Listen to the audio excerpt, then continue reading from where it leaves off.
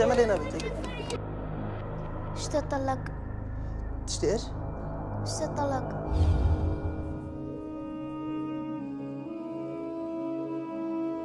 اشتري محلاش. زوجت ابنتي الحرة العفيفة نجود. قلت لي اليوم بنت للمحكمة تشتي تطلق، المشكلة أنا مش عارف إيش أعمل لها. ما فيش قانون في البلاد يمنع الزواج المبكر. وأنا عند كلمة دي، وعدكم في بيتان حجز مكان. الله يبارك فيك. خاطرك يا عم. الله يفتح.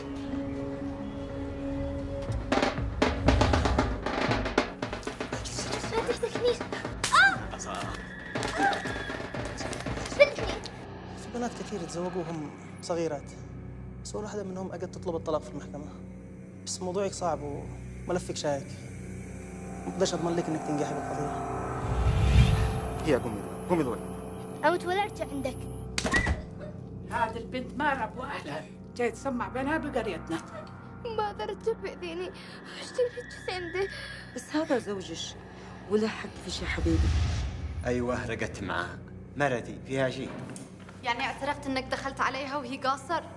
أنا تزوجت وهاب موافقة أبوها. قولوا لي ما هي الجريمة اللي فعلتوها؟ اسكت قولوا لي ما هي الجريمة.